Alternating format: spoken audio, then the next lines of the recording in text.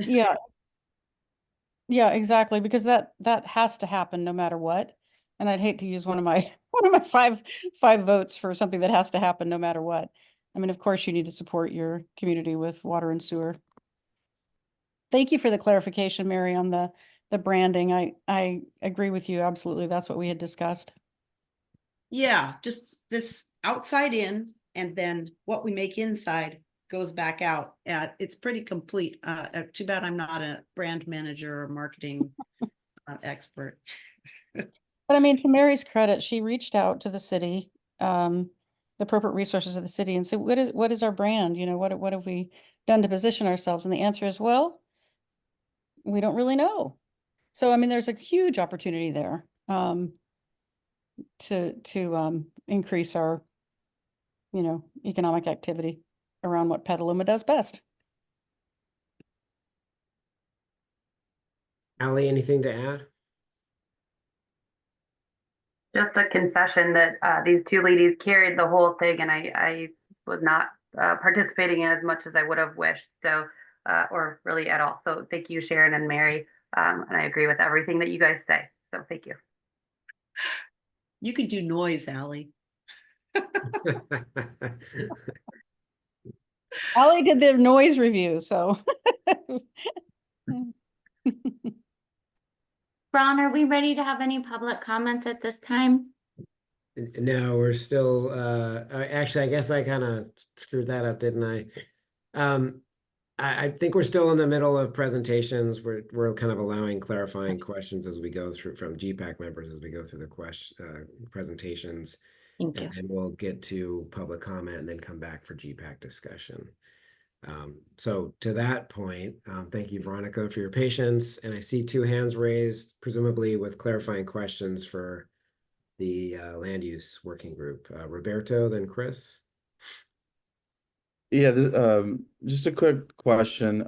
This kind of came up in our working group, and we felt that it might have been addressed here. I haven't read it, but one thing we noticed that Petaluma's in a really good radius proximity to some good academic institutions, and we're wondering if at all in the economic development plan, if there was any, I guess, a goal, a policy, or an action that tapped into how close we are to Sonoma State, that Santa Rosa JC is literally in Petaluma and then Santa Rosa.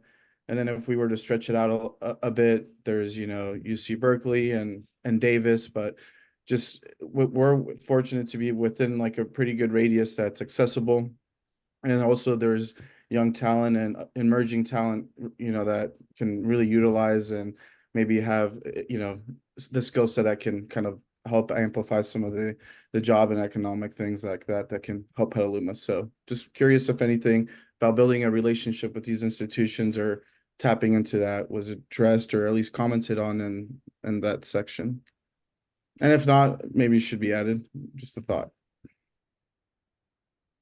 Mary, did you want to say something? It looks like you were. I was taking notes on what Roberto said, and I mean, I think that just because of what we're focusing on with the Petaluma general plan, I think about who passes through here, but the Petaluma campus of the JC is absolutely something that could have part of a feeder to job startups and pop-ups, and but I think, and another one you may not know about, but it is the Bodega Marine Lab, and that is UC Davis. And we have a lot of biologists and scientists here who work out there, and that's really special. It feels a little to me, and so I'm not to discount it in any way, but it feels a little distant. Even Sonoma State feels distant unless we, like, I know we have housing for professors and staff who work at Sonoma State right at the marina, at the Sheraton Marina area. They built up and bought all that housing for their own people who work at Sonoma State. So, I mean, there is crossover. And what that is, I don't know yet, but I think it's worth noting, and I put it down. Yeah, thank you. Thank you, Roberto. I think there's another discussion we had about, having food and beverage innovation centers and how we might engage institutions of higher learning in that, because that's really a focus for Petaluma and the county. So we did have that discussion. And then we also looked at there was another policy around just transition, people who were transitioning out of one type of work into another type of work. And we really felt that it was perhaps not the city's responsibility to manage that, but that it was the institutions of higher learning that should be on the hook for putting together the programs that are necessary for that. It doesn't mean there's not alliances that can be built there, but we did have some discussion around it.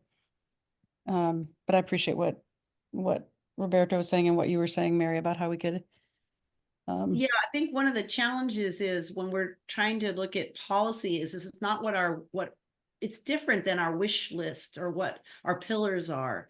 It's like what's actionable, what's actually has some teeth and is enforceable. And so that's what we focused on when we were reviewing the economic development framework, is like what could stick? What could actually be, I mean, I hate to use this word enforced, but you know, what has teeth? Yeah, and where do we have the expertise as a city? But I think, yeah, I mean, I think there's still partnerships to be had. So it's a good comment, good food for thought. Mary? I was just, Oh, sorry. Was there another follow-up comment?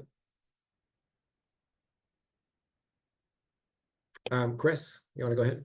Yeah, just briefly, just want to say that the Arts and Culture Group agrees about how important the branding is. One of our 5 favorite policy possibilities was to incorporate creativity into the city brand identity, and creativity can mean agriculture. I mean, it can mean, it's that maker space. So I just love pointing out when there's like cross pollination of the different policies. So arts and culture is also an important part of economic development.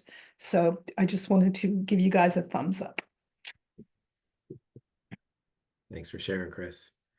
Any other clarifying questions for the land use group's review of economic development and noise?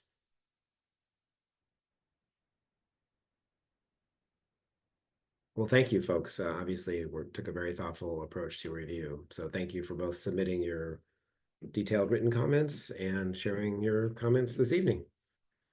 Next, we move on to mobility, which covered both the transportation and governance and implementation frameworks. That would be Dave, Ali, and or Sharon. I think that probably falls to me. Go Dave. What's that? Go Dave. Yeah.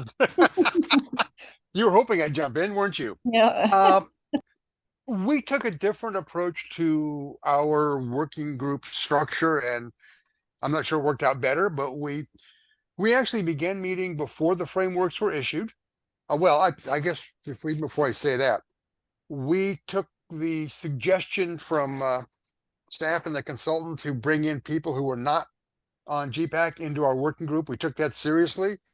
So our group, in addition to Sharon and Ali, Pete Gang, Deb Fox, Nathan Spindell, and more casually, Barry Busowitz also joined with us. We met 3, 4, 5 times. We began meeting before the frameworks were out. And so working in that vacuum, what we said is, what do we want to make sure is in there?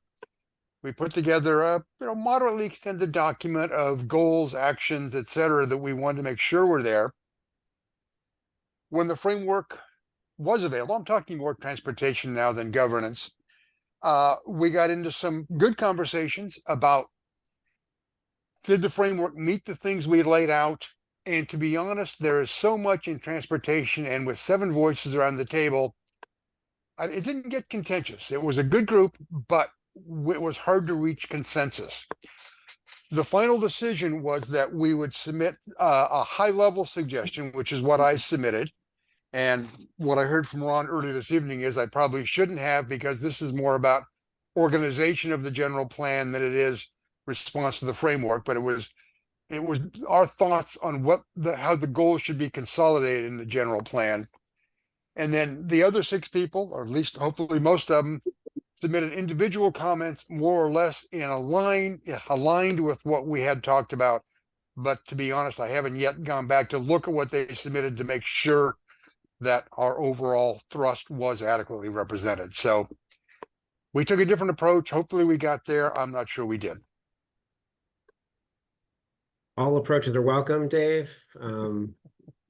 Feedback in whatever form. And it's actually, we've gotten so much detailed feedback from whether it's CCB members or members of the public. It's all very helpful. Good. Do you want to give a quick summary of those high level recommendations the group High had? level, yeah, I can do that very quickly. We said we thought that the eventual transportation element should have only 5 goals to it. 1, that there be a seamless network for all modes of transportation. 2, that there be specific actions to reduce car dependence. 3, there be specific actions to increase transit dependence. 4, same for bike dependence, and 5, the same for walkability. So we thought everything that was in the framework could fit in one of those 5, and that to us made more sense as an approach. Knowing how the Fair and Peers authors of this were thinking about this, they're going to find that feedback just very helpful. I can just tell you that right now, because they tried to take a different organizational approach to it. As you may have noticed, it's very different from the organization of the current GP.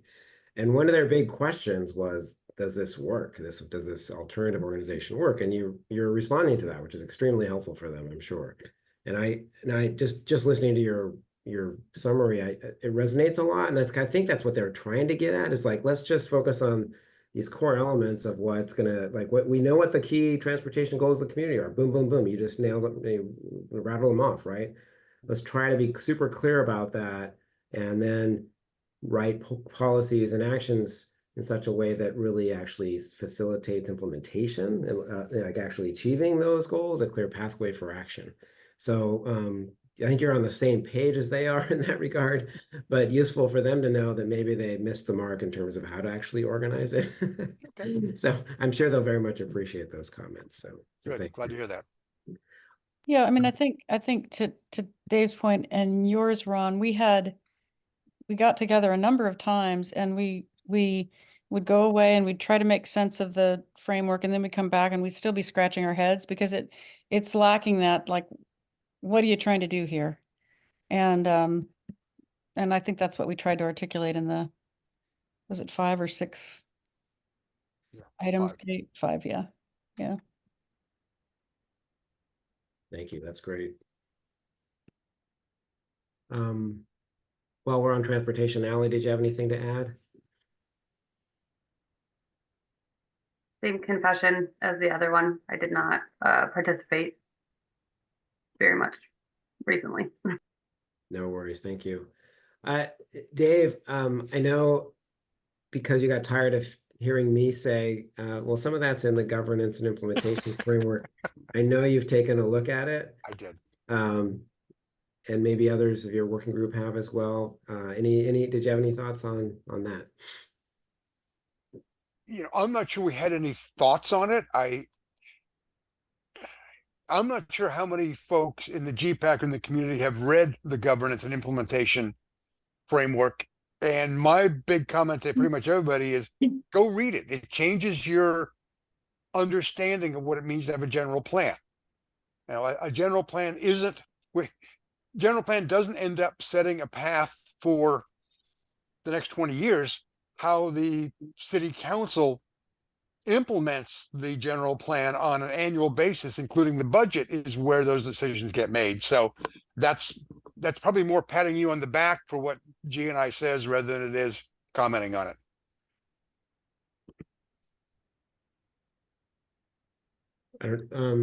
Thank you, Mary or Ally. Did either of you take a look at it? And, I'm sorry, Sharon or Ally, excuse me.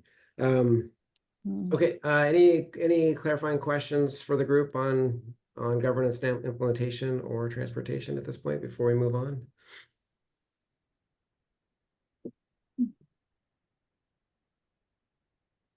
Members of the public, thank you for your patience. We'll get to public comment shortly. Why don't we move to the next group then? Engineering, Roberto and Dave. And I haven't even had time yet to read through Roberto's extensive comments.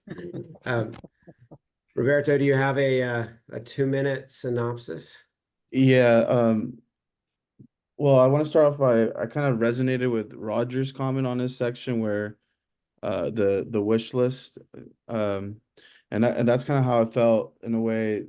The infrastructure framework that I was reading, it was at a very high level.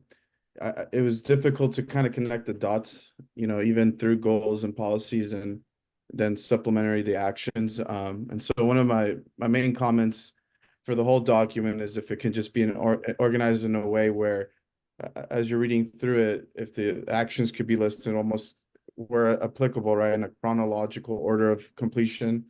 Because it's hard to tell what comes first, right? Or is this just a list of things that we want to accomplish and, kind of just, I couldn't tell if it was organized, in one way or another that could be easily kind of put on a schedule, so to speak.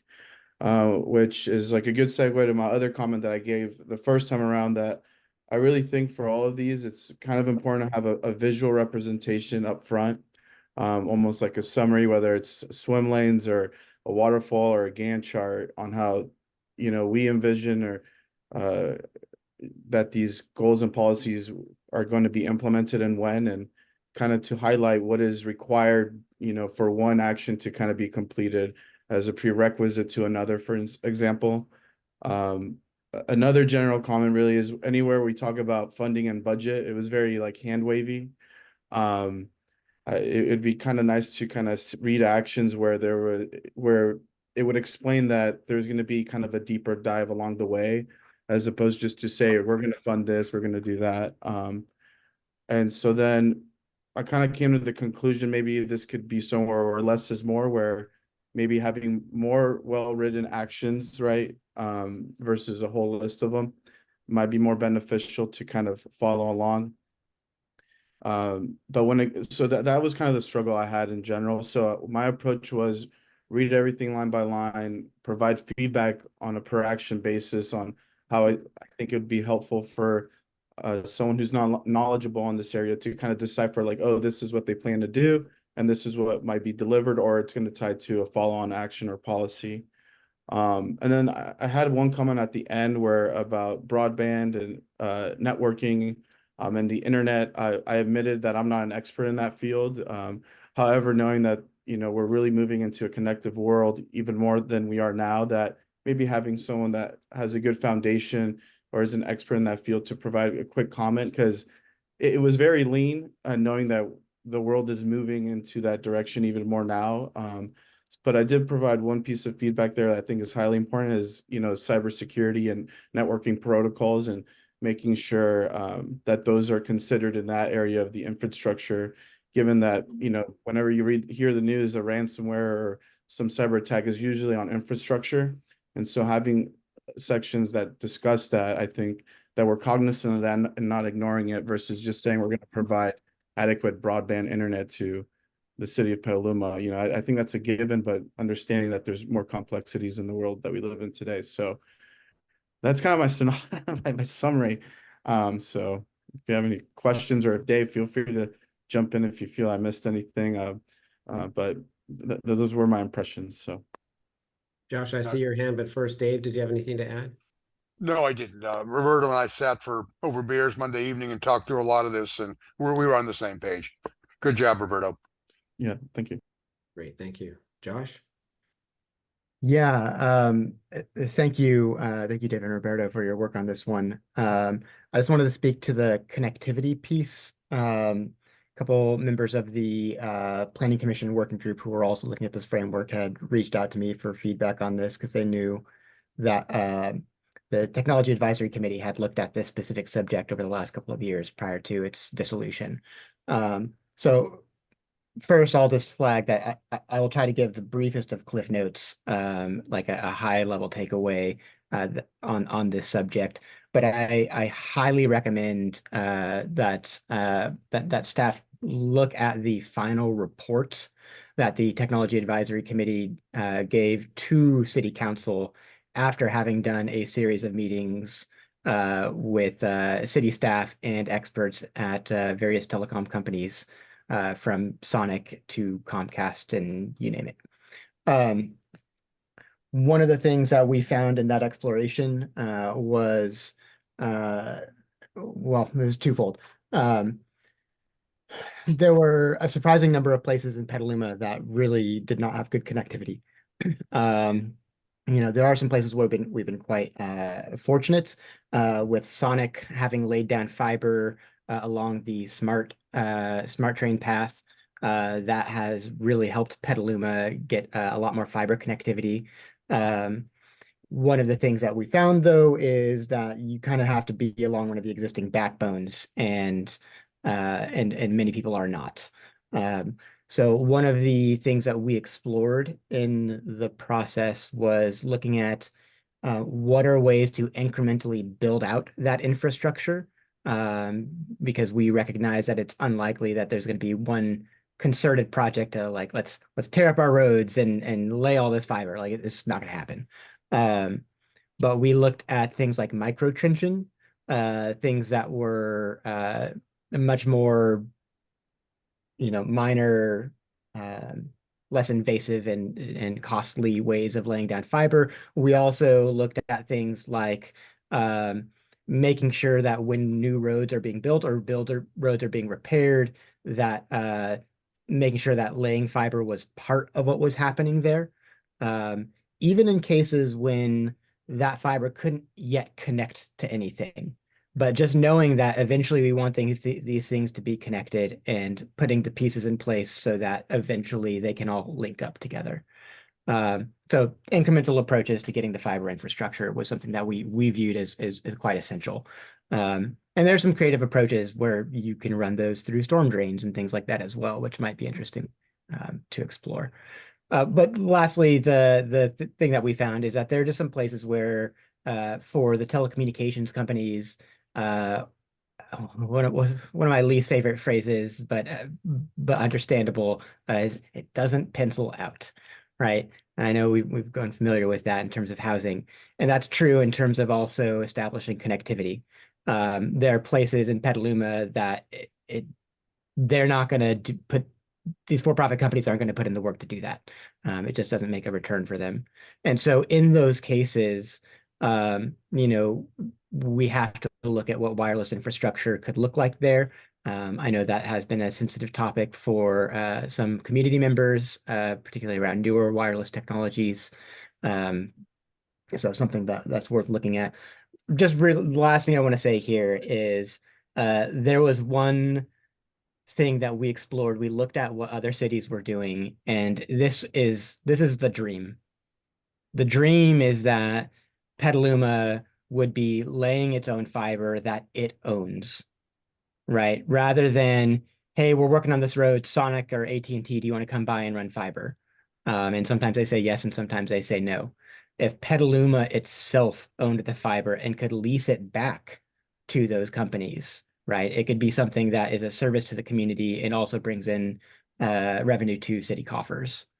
So sorry, that was probably a little deeper into the weeds than necessary, but those were some of the things that we took away from our exploration of the Tech Advisory Committee.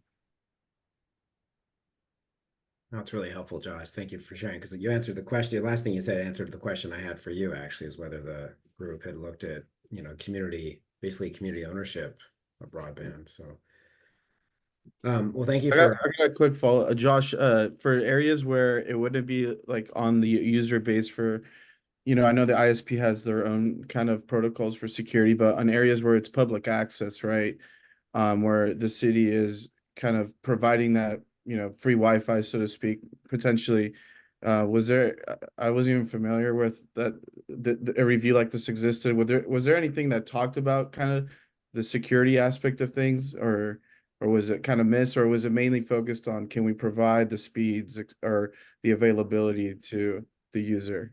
Yeah, our focus was more about speed and how widespread that is, right? And one just thing to acknowledge is that the definition of broadband is rooted in like it's a decades old definition that's totally insufficient for modern day. So we looked at how widespread is truly high-speed internet, and then how can, what are ways to improve that? We did not look at security, but Roberto, I think you're so right to underscore that. That has to be a lens taken to anything that involves technology. Thanks. Cool. Thank you both. And Roberto, you may not believe it, but you and I share a strong interest in useful user-oriented implementation and action plans. We're not there yet. We will get there, but the frameworks were not intended to focus that much on actions, really trying to make sure we got the goals and policies right. But I very much hear and share your interest in very implementation-oriented actions and organizing them to support the people who have to actually make those things happen. So thank you for that feedback. Yeah, appreciate it. Thanks. Any other questions or comments, clarifying questions for about the infrastructure utilities framework?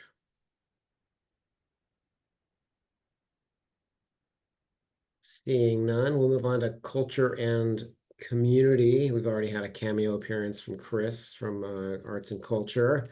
But you guys looked at historic resources and the arts, culture, and creativity frameworks. Chris, Lizzie, Yancy, would you mind sharing a quick synopsis of your takeaways?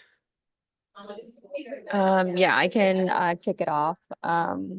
If my Wi-Fi is bad, just let me know if you can't hear me. So we went over the most fun framework, I think, the arts one. And I think similar to what other groups shared, there was a lot of maybe redundancy with the different policies. And so really when we were looking at our top 5, it was more of like, okay, which one encompasses which one? And there's some that are under the umbrella of this one. And so just kind of elevating those. I think going back to Chris's earlier comment about incorporating creativity into the city brand identity, we thought that that could potentially be like a North Star to guide decision-making within the city and open doors to not just creativity, but also new businesses. And other things that I just wanted to elevate were creation of like a multicultural center, expanding the arts and culture and creative sectors as well. And just in general, integrating arts into city projects. Some things that were of concern were, where's the funding coming for this? There was a lot of support in the language for arts in general, creativity, things like that. But just how do we ensure that 1, there's funding for it, and then 2, that there's someone within the city or just like a role within the community that really oversees the integration of arts into all these different facets. One thing with the General Fest that was super interesting is people would come to, I was with the arts, culture, and creativity framework throughout the entire day. And one thing that was interesting, people would stop by and be like, oh yeah, I like this, but I'm interested in XYZ in transportation, so it's not really relevant. And so really talking to people about where is that overlap, and actually with the micro transit buses, like how can you incorporate creativity to encourage people to use them and have it be part of that city identity and things like that. I don't know if Lizzie or Chris, if you wanted to add anything else. That's a great job. The only thing I would add is that we also talked about using art to really connect the east side and the west side of town, that there should be some way of, using artwork to do that.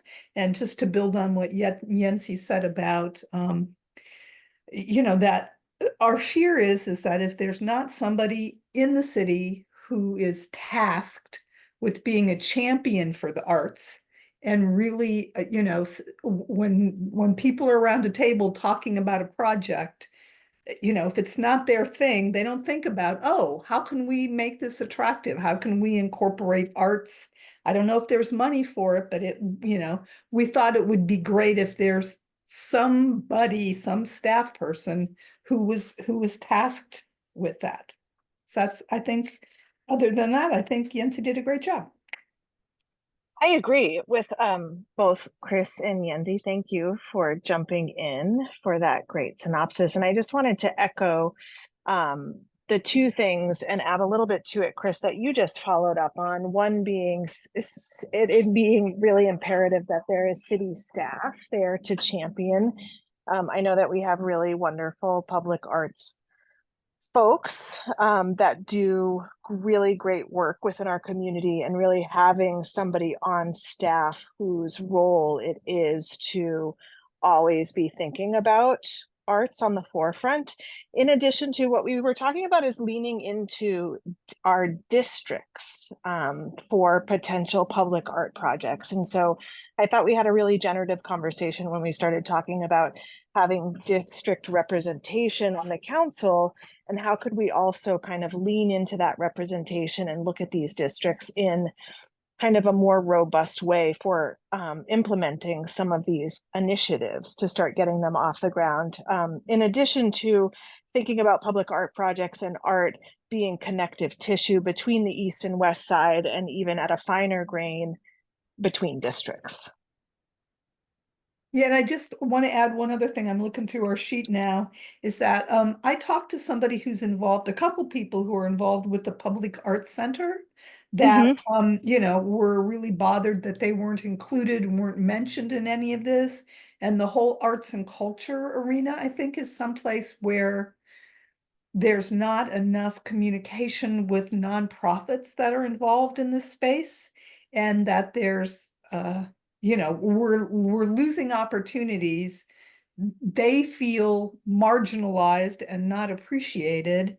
And once again, if there was a facilitator whose job was to really promote the arts and creativity in Petaluma, it would be, there would be to use an artistic word, a tapestry of of interconnectedness with all things arts.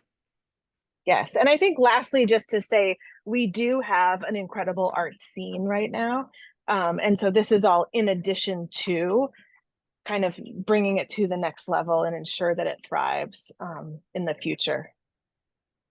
And also there was one comment we got that we need to have accessible public art, that, in our parks, there was a call out, the senior center, there's artwork there that it's there, and we need to celebrate it and make use of it and elevate it.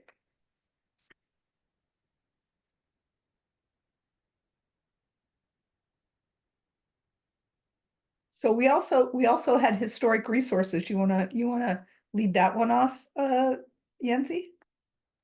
Actually, yeah, I can. Go actually, ahead.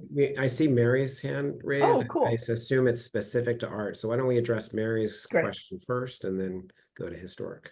Yeah, thank you. Boy, I love this deep passion I can hear in the Yancy's voice, and talking about the importance of the arts and how to expand it and deepen it. And I have some experience in this. I was on the public art committee when it just after it was created, and also I was the architect for the public Petaluma Arts Center, so I kind of know what came behind all that movement. But one thing that you may not know is that we do have and I don't know, this is what I wanted to ask you, is were you asking to have someone from involved with the arts on staff? Because what we do have is someone with the M group on specifically assigned to the public art and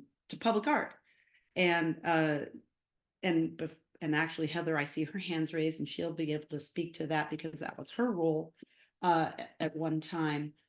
So there is a thread there, and maybe what you're asking for is something more, maybe it's just more awareness. I mean, this is the problem with artists. we're all a bunch of independents working in our little studios, and you know, we get together once a 5 years or something, you know. So how do you connect all these different artists that are really you know, working away? And so anyway, I'd like to know if that's what, if you knew about that. For me, my first question is, did you know that they do have someone in that role, or were you looking for more? I didn't know, and my sense is that we would be looking for more. I keep thinking about like bringing art like into transit. You know, like I don't know if somebody, you know, if a consultant would be aware of that, but somebody who sort of knows the art scene in town and knows who's doing what and what could be useful, and then sitting out what would appear to be a very, you know, like, okay, we're going to talk about bus stops now, and somebody going, hey, wait a minute, you know, we can do this, we can, you know, we can do that. And to bring art into like the most, you know, mundane what appears to be mundane activities, but art can elevate them. Yeah. Oh, and one other thing I meant to say is there was quite a while ago developed a public art master plan, and actually locations were targeted for, you know, this is where we're going to put prioritized, targeted and prioritized. And that is being implemented slowly, but surely. So that was my only other comment. But I say keep pushing, because we do have a world of creativity in this community. So can I add to that? So I wanted to bring up, you know, the same thing. Melissa Abercrombie is our public art specialist for the city right now in that position. She's very well connected with art in the community, and she's been doing a bunch of stuff and working with a lot of the nonprofits and the creative, you know, sector to do things. What I hear is we better do more publicity about it because she is a busy woman. And if you were there for Plan Fest, she was out there working on a public art project on the back of the Speedway with photographs of a lot of the agricultural, you know, pioneers in our community, our 4-H, our that kind of stuff. So she is doing a lot, but good input, and you know, maybe it's needing 2 or 3 of that position, but a lot going on. And we are looking at doing there was a project that was a pilot with the Climate Ready and Public Art to do public art at the bus stops. And it was working with youth in the community to do some public art. So that is something that is in the works. Things like the beautiful swim center, the mural that went on the swim center, that was, you know, something that came out of that position. The young women who did the Women in Science mural that's on the side of the library on Washington Street, and working closely with the efforts to rehabilitate the park by the library. Kenilworth. Kenilworth, thank you. Kenilworth Park, and incorporating public art. And although I know it's not everybody in the community's favorite project, the Fine Balance and the new location, is it G Street Pocket Park? One of those pocket parks, and I think the installation of that is imminent. So a lot going on, but good feedback, and we will make sure to try to push out more, you know, publicity about the things that are going on with that. Thanks for that update, Heather. Allie. Thanks for this good discussion. One of the things I think that maybe jogged my mind is, Chris, when you were talking about the uniting the east and west side of the city through art, I I'm really thinking that, you know, coming from like a very kind of like low density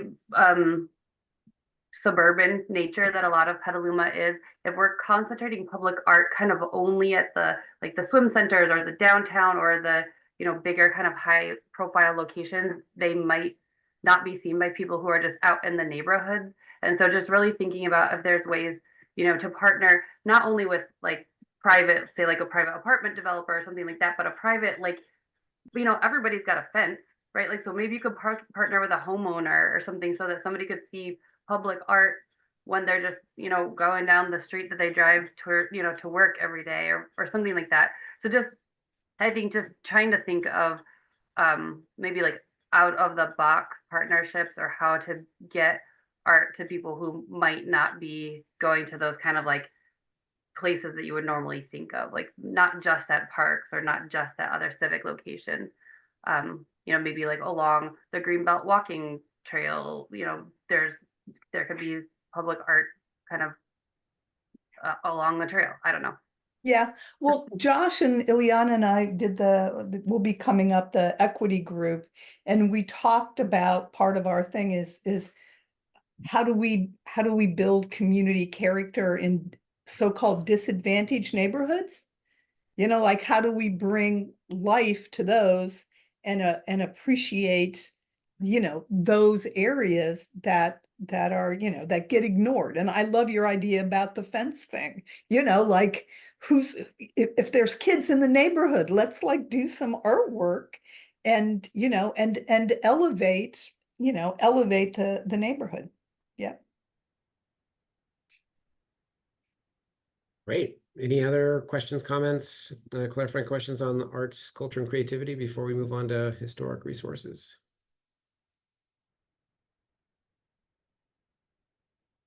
Seeing none, did you guys have a designated repertoire for historic resources?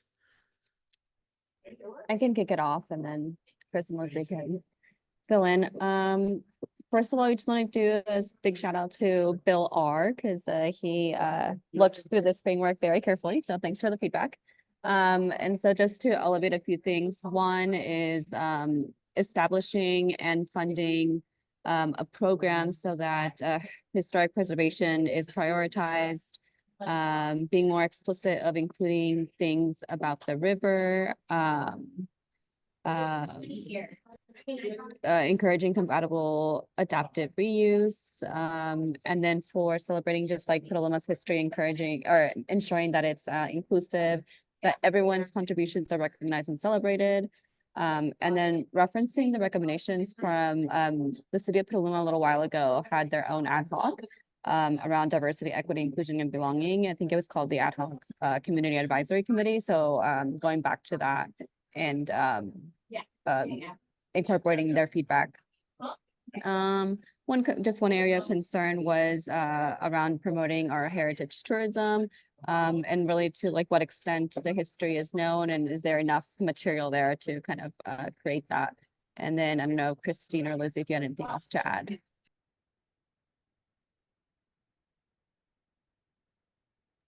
All good from my end. Likewise. Thank you, Yenzi. Thank you all. Any questions on the historic resources framework?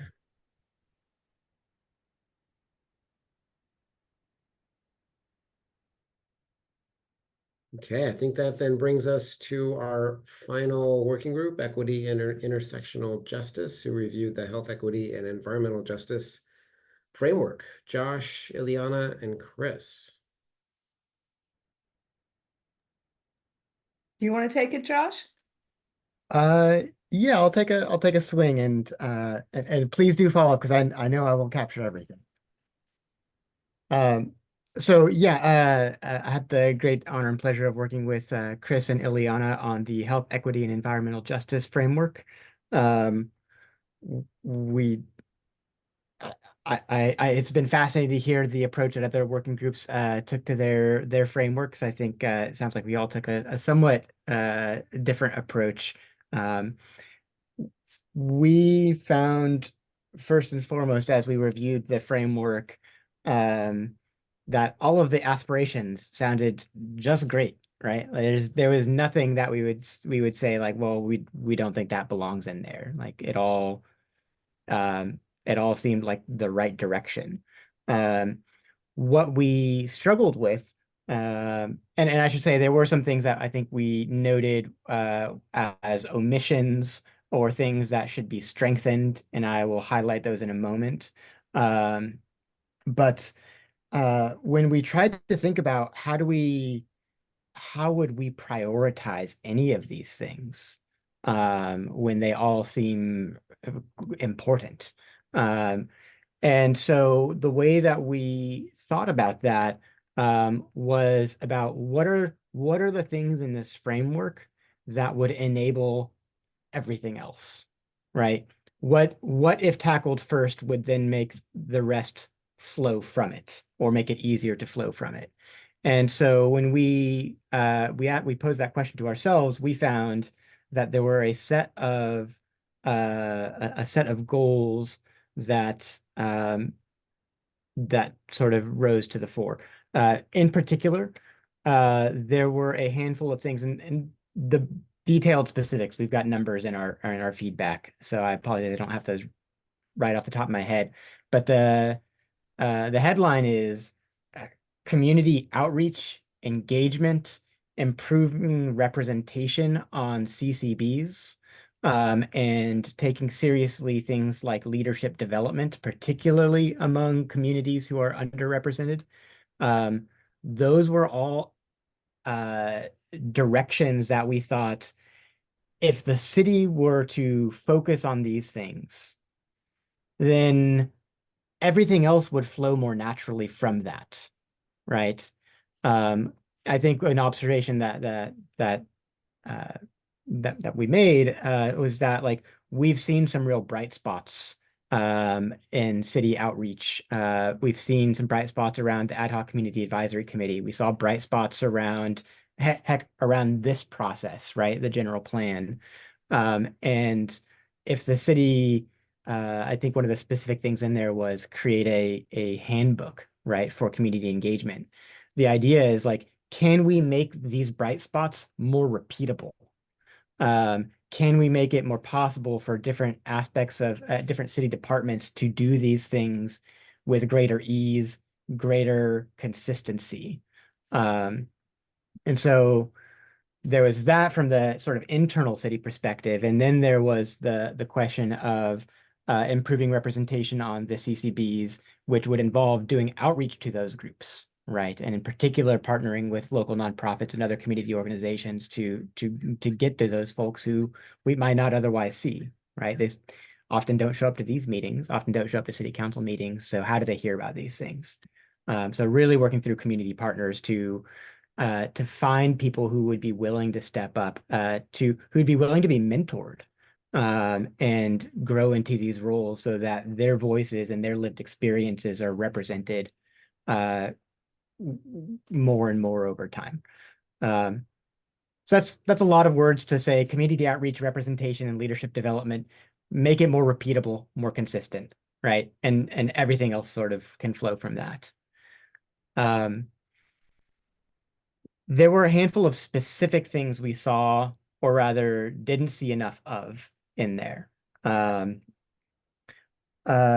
couple of things that we noticed. I don't remember if it was 0 mentions of this or just very few mentions of this, but mental health does not show up nearly as much as it should. I think it's the Surgeon General who's now declared loneliness like an epidemic, right? We have a real problem with that, and we know that as we are beset by more and more crises, and the challenges seem ever larger, that also impacts people's mental health. As inequality gets greater, that also impacts mental health, and so we have all these reasons to be that are causing greater mental health issues, and it just seems like we're not talking about it enough in that framework. One of the other things that I noticed is there are some specific groups underrepresented or marginalized. is it the disadvantaged communities, I think is the parlance used in the framework. There are some that are named, and then there are some that never get named. And maybe that's all right. Maybe that's not a problem.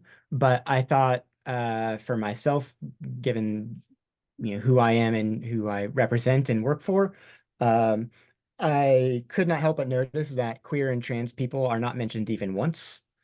Um, and their needs are, they have a lot of needs that are shared with other people, but they have needs that are unique as well.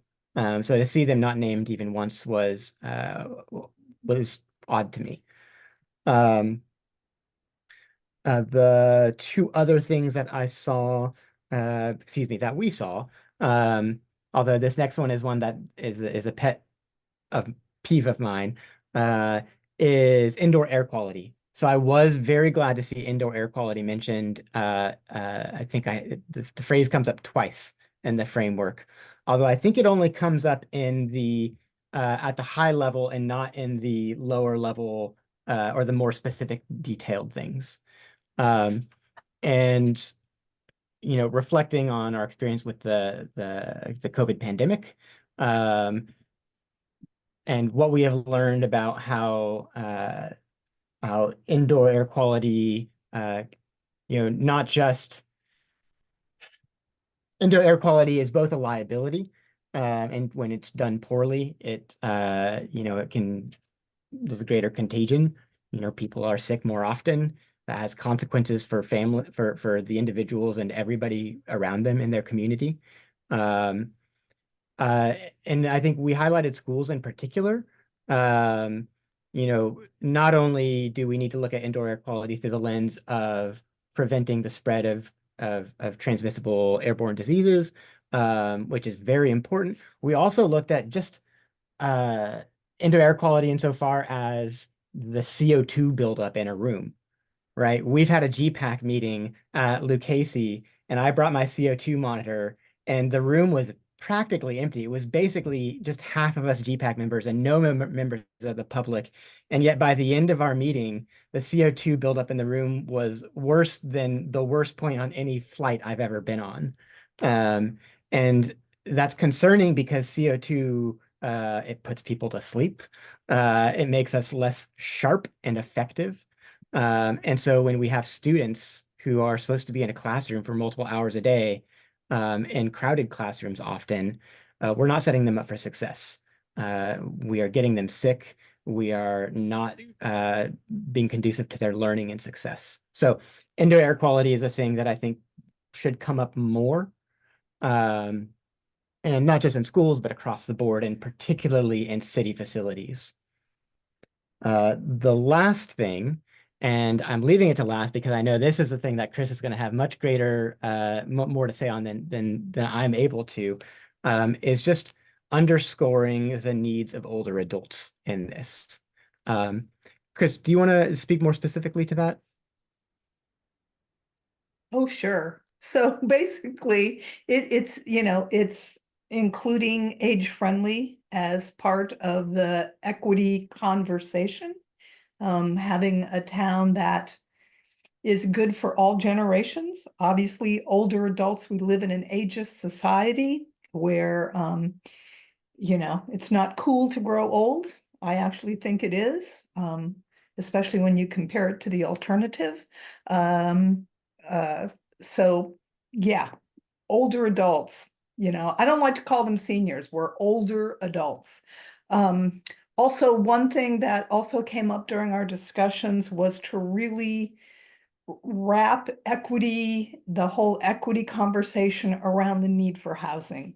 Everybody talks about the need for housing. Let's really elevate it by making it the focus of, of equity and social justice and health. Doctors want to write prescriptions for housing.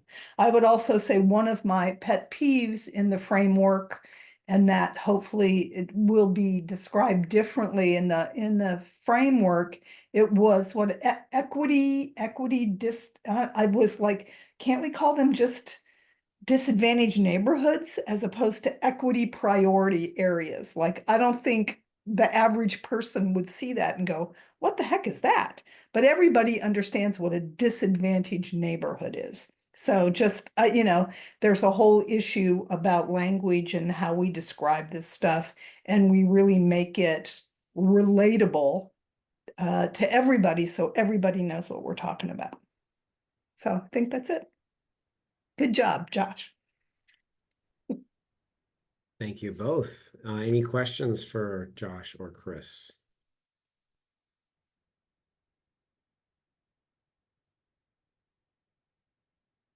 Oh, I also want to say that we had a Zoom meeting with the public, and it was great. There were like about 15 people. It was a really great conversation.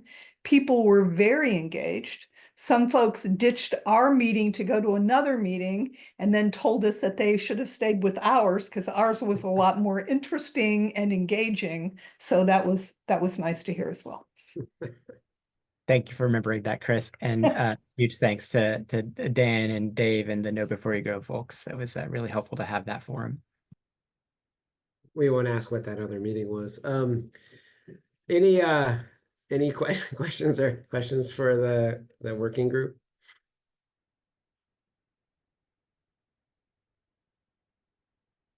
I had one quick one, Chris. So I take it the age-friendly goal area in the framework is not to your standards. Well, I don't know if it's to the standards. I mean, age-friendly in Petaluma, we've just come up with an action plan. Yeah. So, we're trying to find our own way into it. I can tell you personally, one of the things I think that's going to happen is that we hope to establish what we're calling an elder corps of volunteers, people who, are of a certain age who are very active in this community. One of my big pushes is to change the narrative of older people being a burden to older people being a resource. And, there are a ton of older people. I mean, everybody but one on the city council, right? Everybody gets a t-shirt. You're a member of the elder corps because you're giving to the city, and it's time to recognize people who are already doing stuff and to encourage older adults who have the time and the energy, who just aren't quite sure what to do, to get them involved. There's stuff that needs to happen. So, we're starting a pilot program with volunteering in the school system. So yeah, that's. No, thank you. And yeah, and we heard a bit about that at the senior advisory committee. Yeah. So yes, I believe we've gotten a lot of comments from Nicola specifically. Yeah, and there's also really a strong effort to get a senior exercise facility outdoors, so that older adults really have a chance to, be outdoors free, here's some equipment you can use outdoors. So yeah, it's exciting. I mean, the possibilities are really exciting. Thank you for all you do in that regard. Before we go to public comment, any final clarifying questions for this working group?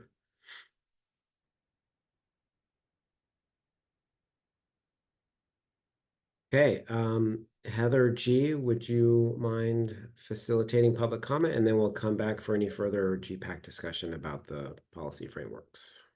Absolutely. Thank you, Ron. All right. If anybody has a public comment, please raise your hand and I will take them in order. We'll do a 3-minute time for that unless Ron says otherwise, or Heather. So please raise your hand if you'd like to make a public comment.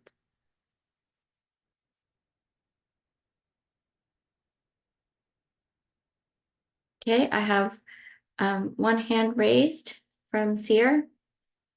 So let's go ahead and I'll go ahead and unmute and I'll get started. Great, thank you. Hi, this is Sierra Lorenz. Pronouns are she, her. I'm the executive director with the Petaluma River Park Foundation. And I understand the focus of this call today is to really thinking about the frameworks and specifically the policies therein. And I appreciate a well-run meeting that stays on topic. I just want to lend my voice to the River Park project and its incorporation in some way into the general plan.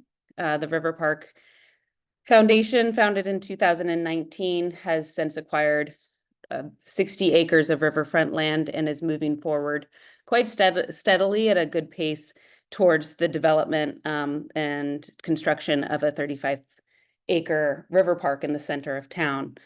And in reviewing nearly all of the frameworks in advance of this meeting over the last couple of weeks and being involved in the discussions around the parks policy specifically, which I realize wasn't discussed in depth given the absence of the team members today, really feeling that the River Park project embodies so much of the spirit and so much even of the tactical, practical goals and strategies for implementing the grand vision that is being put forth for the city for the next couple of decades, and feeling strongly that the River Park project should be incorporated or included in some way at some level with the general plan, just to signal the city's commitment, partnership on the project, and to formalize it in a way that even as the changing of the guard is inevitably happens with council and staff, that the project remains a priority for the city. So I just offer that up for the GPAC's consideration. I submitted a letter as public comment in advance of this if you want to read some more details about that. And thank you so much for your time. Okay, thank you, Seer. And next we have Veronica Olson. Veronica, please go ahead and unmute. Hi, everyone. Good evening. Thank you so much for offering me time to speak. I won't have a lot of time to go through everything, but I just wanted to do some kind of higher level comments about art and creativity and culture. I was hoping that we could add design to that section and incorporate it into more of the, as one other category instead of arts and culture and creativity, add design in there on all the paragraphs corresponding to that. And the reason for that is that design sits in a place that is not necessarily considered fine art or public art, but it can contribute to many things that the city is going to undertake, both in product development, in contests for creativity within the city, projects that are related to street design, a number of things that designers can be involved in that relate to the city's creative endeavors and economic engines. So yeah, adding design in there. So arts, design, creativity, and culture is my suggestion. And then also creating more RFPs, with city sort of initiatives to include design professionals and designers incorporating into some of the plans at the very beginning, both in land use and also, pocket parks and neighborhood initiatives. And some of the discussions that we've had about creating neighborhood places could also be incorporated in that. So that was my comment for the arts section. Let me see if there's anything else. Oh, just wanted to add design community arts competition to add artwork to city bus stops. And I was also wanted to add, I know it's a very small point, but city buses. City buses are a perfect place for there to be, you can have a moving kind of mural or even ad board on a bus that could be rotating, announcing community events, having, artists to be featuring their work or whatever it is, or announcing things at the art center. I also like to say that the art center is an important piece, and I listened to the fact that they didn't feel included in this process. And I know that they've really done a stellar job recently to try to, listen to the community and figure out, how we can engage more art in the community. And I liked that we should definitely promote what they're doing. And then promoting collaboration between different sectors to create more venues that can be multi-purpose So that's with property owners. I know there was mention of that, but I just feel very strongly that there's a lot of open space and unutilized buildings that could promote art and design activity. Okay, and then, And that's 3 minutes there, so. oh, darn. I'll have to send the rest in written. Please do. We're happy to have the comments. Thanks. And do we have any other members of the public that would like to speak now?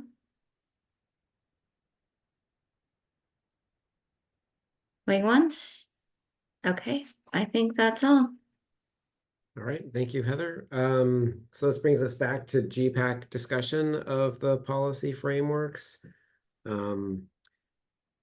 This is good, I guess, a good time for anybody to add any additional comments, either about specific policy frameworks or connections amongst them, or any additional thoughts that would be helpful to inform next steps in the planning process as we review all the various comments and think about how best to adjust policy direction and specifics as we shift from policy frameworks to the general plan.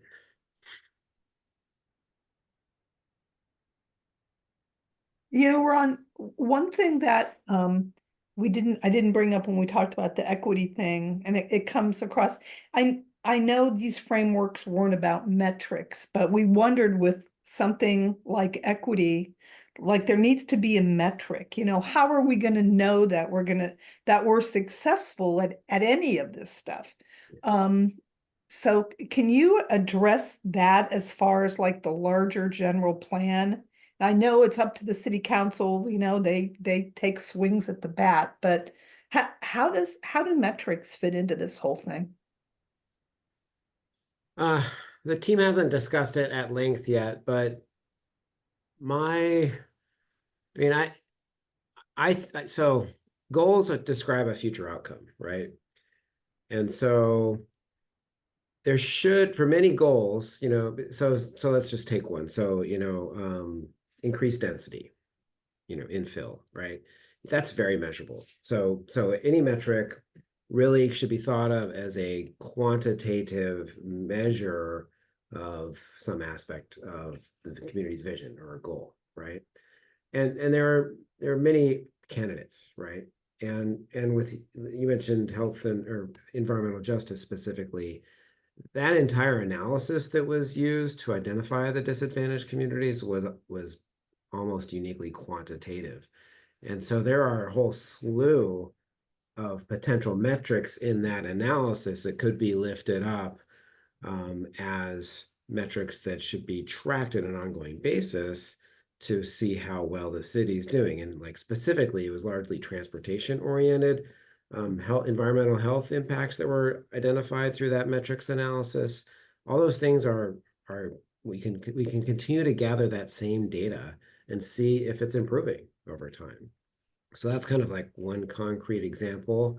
And so the idea is each chapter, element, whatever we end up deciding to call them in the general plan, will have metrics, or, you know, one or more metric associated with each goal that then will be tracked through some kind of indicators or metrics dashboard, presumably online.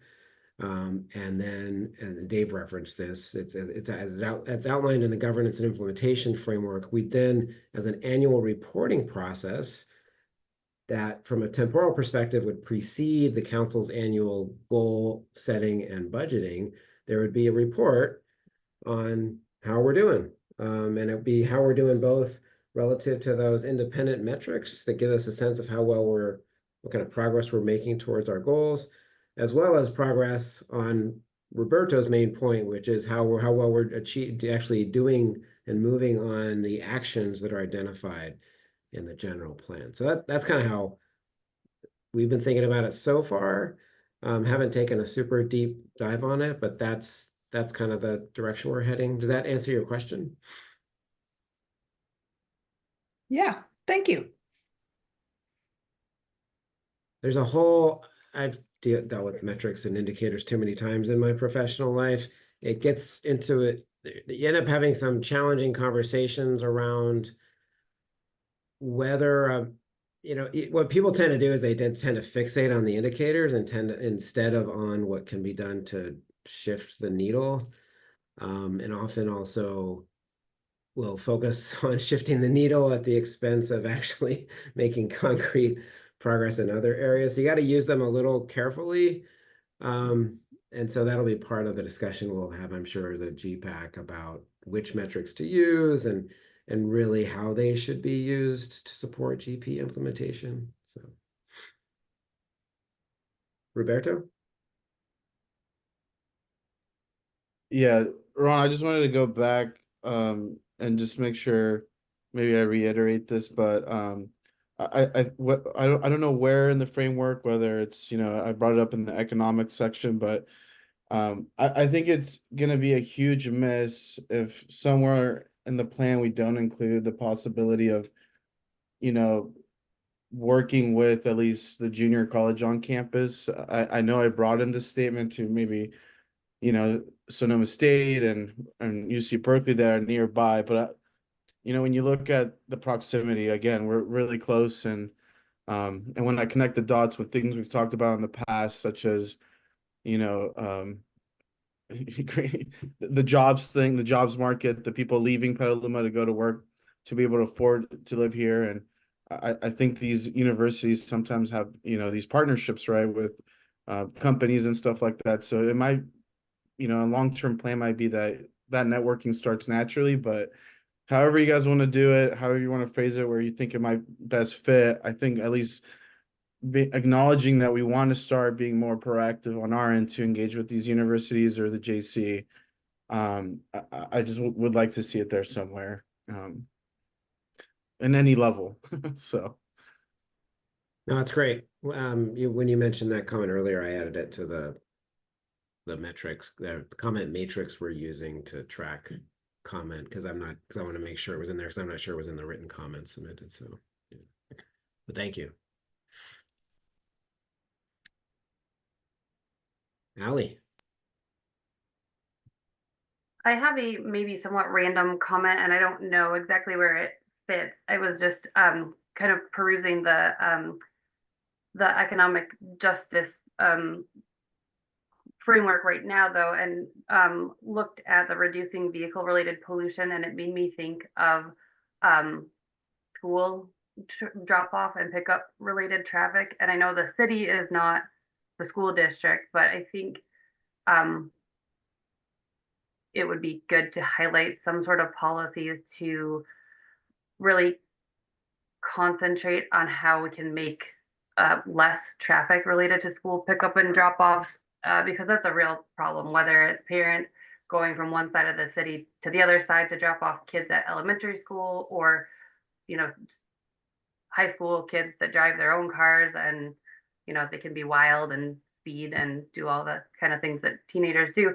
So I think I'd like to just bring that up as a policy that should be thought about. No, it's a great one. It's not you. I think you're right. It's not just a symptom of it. It's really not the school district's problem per se. It's a city transportation issue, although it's obviously related to school district's provision of busing or other transportation means. But yeah, excellent point.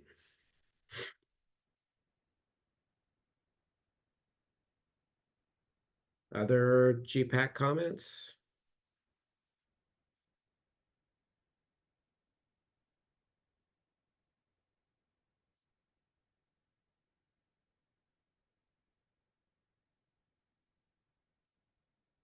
Seeing none, we did have an opportunity for general public comment on the agenda before we come back to any final GPAC thoughts. Heather G.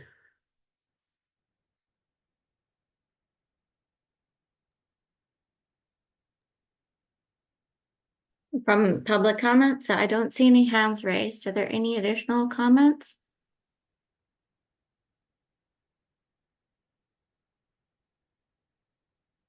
Last chance? Nope. Okay, any final GPAC thoughts?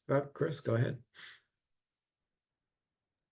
So to end the meeting on a note of pure joy, the sheep are now in Turtle Creek. Those of you who have grandkids or kids or anything, believe me, it is so cool. They're down in the ravine and there's just so many sheep down there eating things and it's really a treat. So I think it's like super cool. I'm so glad Petaluma's doing it. If you have any time, come over to Turtle Creek and take a look at the sheep. They're so great. Is this related to the transhumance event that was the same time as the Plan Fest? Yep, come see the sheep. You're right. I was Same disappointed sheep. I didn't get to see sheep that day. I got to see one goat, but I was looking forward to the convergence of the two events.